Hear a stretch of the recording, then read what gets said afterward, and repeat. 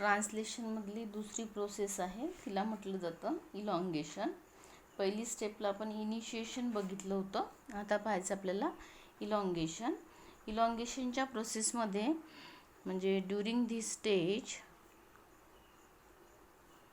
or during this process the activated amino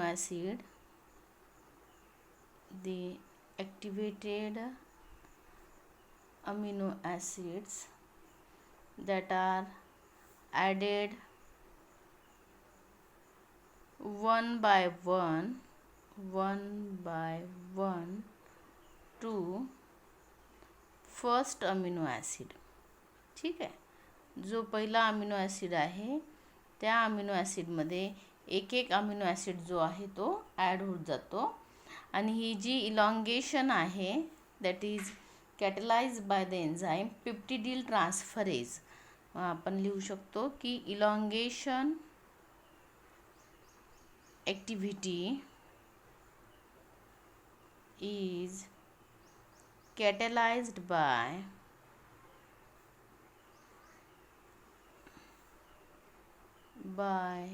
the enzyme peptidyl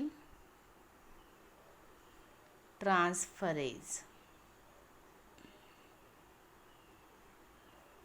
ठीक आहे. नंतर ही जी process आहे या प्रोसेसमध्ये सगळ्यात पहिले काय होतं की कोडॉनचं रेकग्निशन होतं. म्हणून आपण लिहू की कोडॉन रेकग्निशन. कोडॉन म्हणजे काय? The sequence of the 3 nucleotides present on the mRNA. तर कोडॉनचं जे रेकग्निशन आहे ते होतं.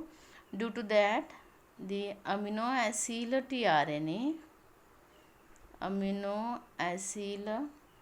tRNA मॉलिक्यूल जो आहे तो एंटर्स होतो रायबोझोमला. So the amino acyl tRNA molecule enters the ribosome at A site. कारण की याला 3 साईट असतात, A साईट, P साईट आणि तिसरी जी आहे त्याला E साईट असं म्हटलं जातं, एक्झिस्ट साईट. ठीक आहे. A site, A that is stand for the amino acid. म्हणजे अमिनो ॲसिडचा जो ग्रुप आहे, अमिनो ॲसिडचा जो ग्रुप आहे तो रायबोझोमला काय होतो या ठिकाणी एंटर होतो. म्हणून याला ए साईट असं म्हटलं जातं. आणि tRNAवरती काय प्रेझेंट राहतात? अँटीकोडॉन प्रेझेंट राहतात. So the anticodon binds with codon by hydrogen bonding. ठीक आहे. म्हणजे अँटीकोडॉन आणि कोडॉन हे दोघं काय होतात, एकमेकाला बाइंड होतात आणि हायड्रोजन बॉन्ड हा त्याच्यामध्ये फॉर्म होतो. आता पहिला जो अमिनो ॲसिड आहे त्याला इनिशिएटर असं म्हटलं जातं. म्हणून आपण लिहू की amino acid on the first initiator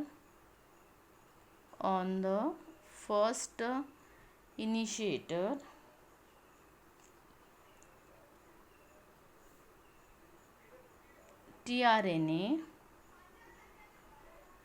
at P site म्हणजे पेप्टिडिल साईट असं म्हटलं जातं. And amino acid on tRNA at A site म्हणजे ज्या ठिकाणाहून अमिनो ॲसिड हा बाइंड होतो ती site. Join by peptide bond. ठीक आहे. म्हणजे tRNA P साईटचा आणि tRNA A साईटचा हे दोन्ही tRNA एकामेकाला काय होतात, जॉईन होतात. आणि त्याच्यामधलं जे बॉन्डिंग आहे त्याला पेप्टाइड बॉन्डिंग असं म्हटलं जातं. नंतर आहे ट्रान्सलोकेशन. ट्रान्सलोकेशन म्हणजे काय की जसं जसं इलॉंगेशन होत जातं तसं तसं काय होत जातं की हा जो रायबोझोमचा मॉलिक्यूल आहे that moves along the mRNA in step wise manner from start codon to the stop codon. म्हणजे आपण जर mRNAला रीड करायचं झालं तर त्याला रीड करताना आपण त्याचं 5' to 3' असं रीडिंग होतं. म्हणून हा जो मॉलिक्यूल आहे जो अटॅच झालेला आहे रायबोझोमचा mRNAला तो सुद्धा काय होतो की एका ठिकाणाहून दुसऱ्या ठिकाणी ट्रान्सलोकेट होतं, म्हणजे रीडिंग केलं जातं कोडॉनचं mRNAवरच्या. ठीक आहे. म्हणजे during elongation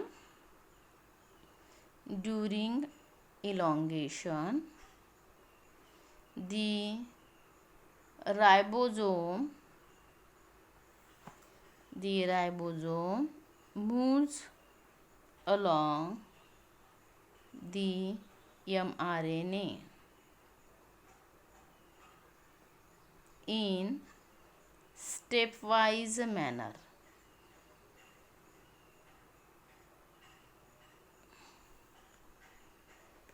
from start to stop codon. म्हणजे कोणती डिरेक्शन 5' to 3' डिरेक्शन. ठीक आहे. आणि ही जी मुवमेंट आहे याला म्हटलं जातं translocation. This movement of ribosome is called translocation. म्हणजे शॉर्टकटमध्ये म्हणायचं झाला की हा तुमचा mRNAचा मॉलिक्यूल आहे ज्याचं ओरिएंटेशन 5' to 3' असतं आणि याच्यावरती तीन न्यूक्लिओटाईडचा जो सेट आहे त्याला आपण काय म्हणतो कोडॉन असं म्हणतो. ठीक आहे. शेवटचा जो कोडॉन आहे त्याला म्हटलं जातं स्टॉप कोडॉन आणि पहिला जो कोडॉन आहे त्याला म्हटलं जातं स्टार्ट कोडॉन. तर रायबोझोमचा जो मॉलिक्यूल आहे त्याचं एक स्मॉलर सब युनिट असतं आणि एक लार्जर सब युनिट असतं. तर हे स्मॉलर सब युनिट जे आहे हे असं अटॅच होतं या ठिकाणी. समजा इथे म्हटलं मी हा स्मॉलर सब युनिट अटॅच झाला आणि वरून हा मोठा म्हणजे हा लार्जर सब युनिट. आता हा जो रायबोझोम मी काढलेला आहे हा रायबोझोमचा मॉलिक्यूल इथून इकडे असा पुढे जातो. ह्या मुवमेंटला म्हटलं जातं ट्रान्सलोकेशन असं म्हटलं जातं. ठीक आहे. आणि एव्हरी स्टेपमध्ये अमिनो ॲसिड जो आहे तो काय होत जातो अटॅच होत जातो. म्हणजे in every step of translocation one amino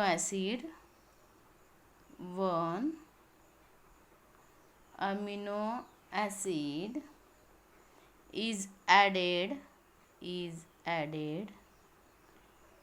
in the polypeptide chain causing elongation. ठीक आहे. आणि जो एम्प्टी tRNA राहतो the empty tRNA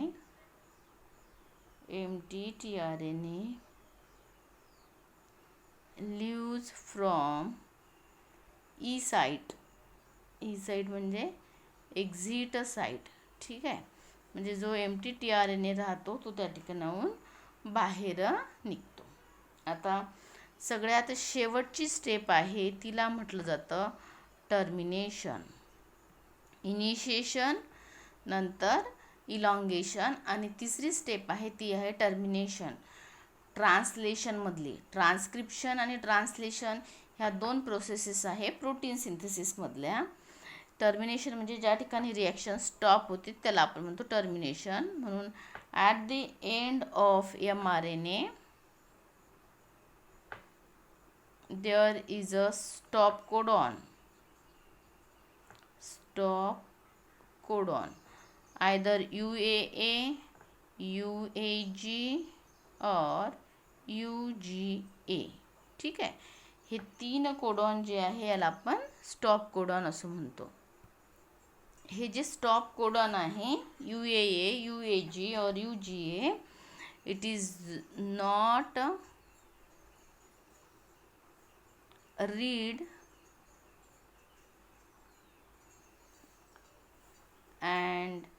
joined by anticodon of tRNA, anticodon of any tRNA.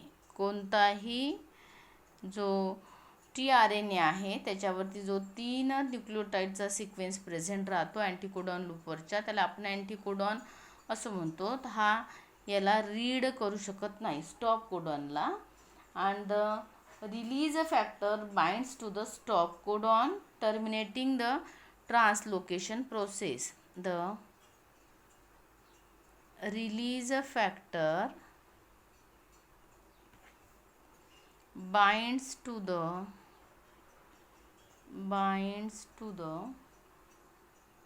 stop codon terminating the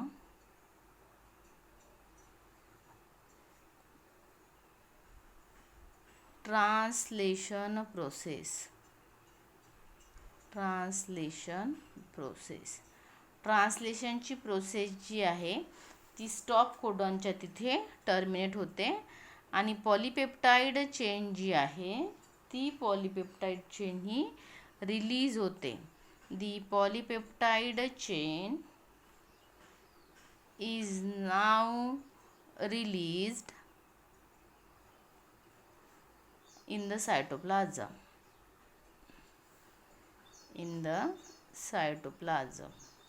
ठीक आहे. आणि जे 2 sub unit राहतात सायटोप्लाझममध्ये रायबोझोमचे, the 2 sub units of ribosome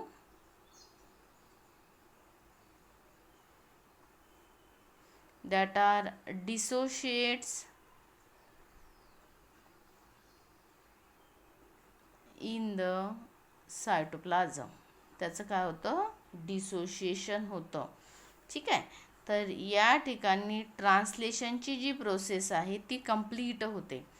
ट्रान्सलेशनच्या प्रोसेसमध्ये पहिल्यांदा इनिशिएशन होते, दुसऱ्या स्टेपला इलॉंगेशन पाहिलं आणि तिसऱ्या स्टेपला आपण काय पाहिलं, टर्मिनेशन पाहिलं. तर टर्मिनेशनमध्ये पॉलीपेप्टाइड चेन ही सायटोप्लाझममध्ये रिलीज होते. पॉलीपेप्टाइड चेन म्हणजेच झालं प्रोटीन. पॉलीपेप्टाइड चेन म्हणजे chain of the amino acid means protein release होतं in the cytoplasm. And the 2 sub units of the ribosome, larger sub unit and the smaller sub unit याचं काय होतं, dissociate होते in the cytoplasm. आता एक आहे पॉलिझोम्स और पॉलीरायबोझोम्स. ठीक आहे. हे एक्स्ट्रा आहे, याच्यामध्ये नाही दिलं आहे तुम्हाला. टू इन्क्रीज द एफिशियन्सी और the cellular efficiency of the protein synthesis, जो mRNA राहतो त्याला at time number of the ribosomes molecule हे अटॅच होतात for the synthesis of the protein. या प्रोसेसला म्हटलं जातं पॉलिझोम्स और पॉलीरायबोझोम्स. पॉली मीन्स मोर दॅन 1 और मोर दॅन 2, त्याच्यापेक्षा जास्त जे रायबोझोम्स आहे ॲट अ टाईम हे अटॅच होतात. हे कशासाठी होतं, to increase the cellular efficiency of protein synthesis.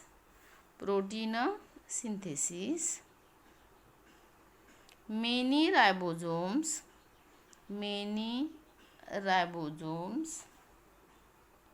that may bind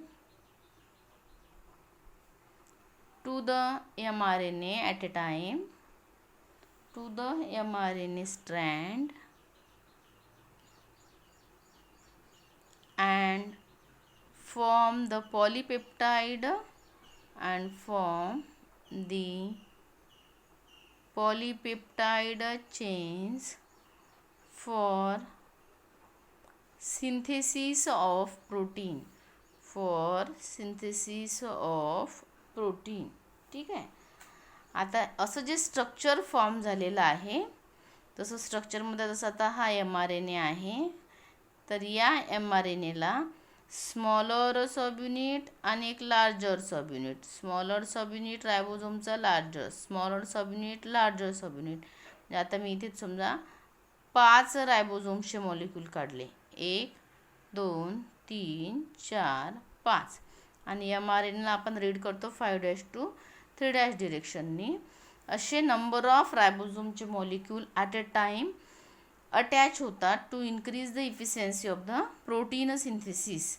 मग ही जी चेन फॉर्म झालेली आहे रायबोझोमची, याला म्हटलं जातं पॉलिझोम्स और पॉलीरायबोझोम्स. याला म्हटलं जातं पॉलीरायबोझोम्स. ठीक आहे. म्हणून असं जे स्ट्रक्चर फॉर्म झालेलं आहे, such a structure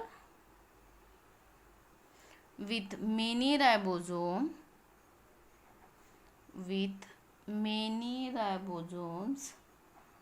bound to mRNA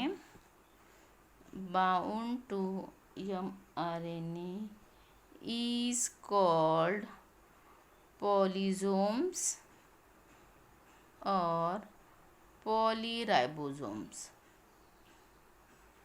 ठीक आहे.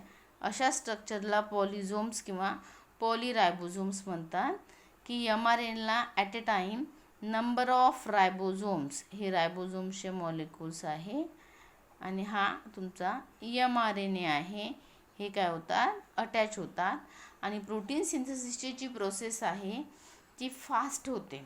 ठीक आहे. म्हणजे cellular efficiency of the protein synthesis increase होते by the many ribosomes which are bind to the mRNA strand and form the polypeptide chain for the synthesis of the protein. Such a structure is called polysomes or polyribosomes. ही एक्स्ट्राची information आहे. एखाद्या वेळेस विचारही शकतात की define पॉलिझोम्स और पॉलीरायबोझोम्स.